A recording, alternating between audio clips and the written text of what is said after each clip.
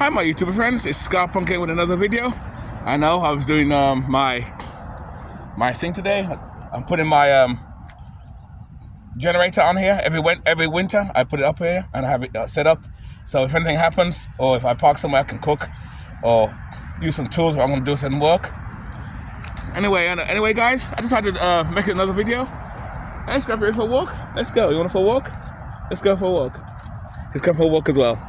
There you go. Anyway, my YouTube friends, let's talk about why I choose to have a base rather than just live at the vehicle, the van, full time like a lot of people. Well, living at the base, living at the camper van by itself, 100%, has its advantages. Cheap rent, living cheap, which I live that way now, and I have a base and I can still have it, and I have a garage workshop as well, which I only pay $100 a month. Compared to a storage place, you're going to pay $150 for a quarter of that space. I have a regular full-size garage for $125 a month. Had it for years. I used to pay $60. Even long before I decided to downsize and live alternatively. And it's been great. It's been great. I love it. It's been great. But like I said, I save a lot of money doing it. I scrap it over there doing this thing. It is look at walkers, you know. And that's so my thing is, the reason why I rather have a base, a small base, and like I said, I still save a lot of money because, like I said, I'm not paying high rent. I'm not paying high rent because this is the most reason why I live alternatively. I'm not doing it for adventures like some people, like say, that was a wilderness over here. Imagine this gate wasn't here and there's a wilderness. I will not park in the wilderness like that. That's why a lot of vehicles, even cross country did a video the other day where she got back into a bus and she found rats, a couple dead rats in her vehicle. And that's what you'll find, vermin and all type of stuff in your vehicle, because remember, not only you want to live alternatively, the rats want to live alternatively too. The animals want to live alternatively as well. So they, instead of building a van of their own or a bus of their own, they come and steal ours and sneak up in our buses through the engine, from the wheel wells, stuff like that. Ridiculous. He's scrapping doing the little thing there, look at him.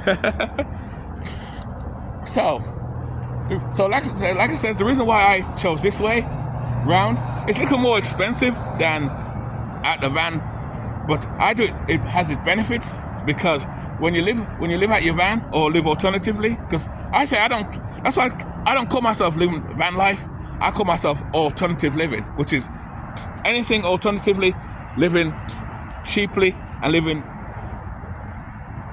other than living like regular people, like those people over there.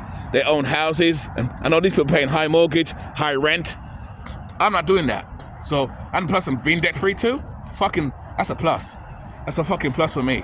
So I love it. Living cheap and alternatively, it's awesome. Like I said, I got my van, my van there. But I do have a base. My base is about $550 a month. I have a kitchen, a little kitchen, a little bathroom where you can't have a shower in there because you got to bend down because the roof kind of slants. So you basically got to stoop down. But for $550 a month, most people are paying that for a room, and they have to have a roommate, and they have a bathroom, because by law you got to have a bathroom of some kind, but they have no kitchen. I have a kitchen, so I can cook in my kitchen or park in my camper van and cook there. Oh, even my camper trailer I can cook. My camper trailer has a kitchen too.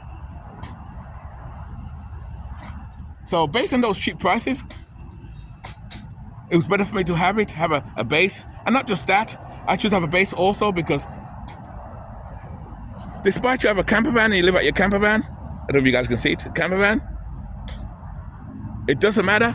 It's just a van, nevertheless. It's just a van, like any other vehicle, and it's prone to break down. So suppose the mechanic wants to take the vehicle in. For Scar Punk, I need the vehicle for 2 weeks. 5 days. Remember, I can't drive it up and down now, so I have no choice. Now I got to pay those hotel fees, $100, $150 a night. If you have friends or families to stay at, then that don't apply. This don't apply to you.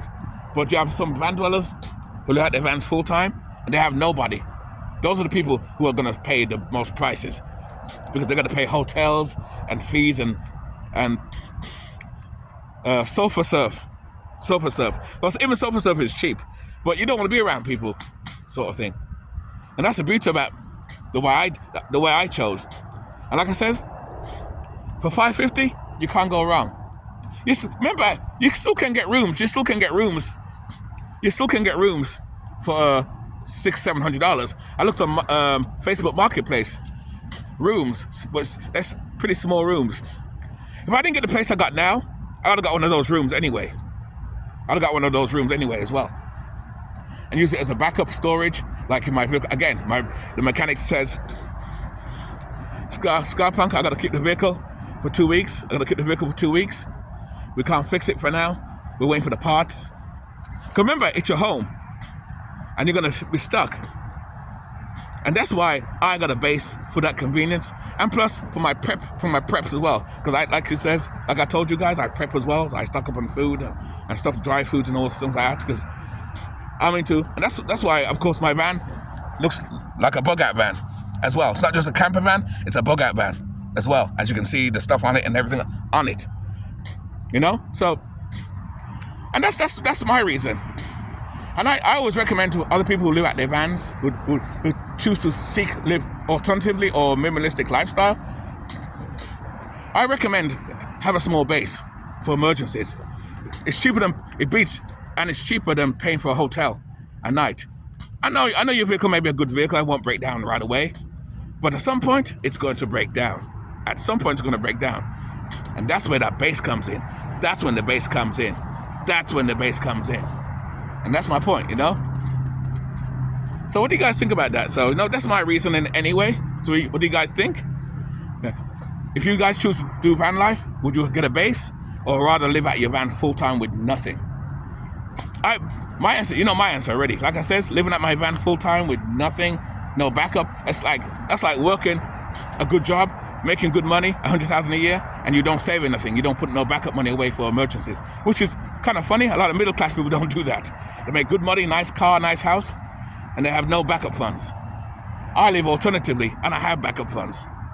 I'm debt-free, and I have backup funds.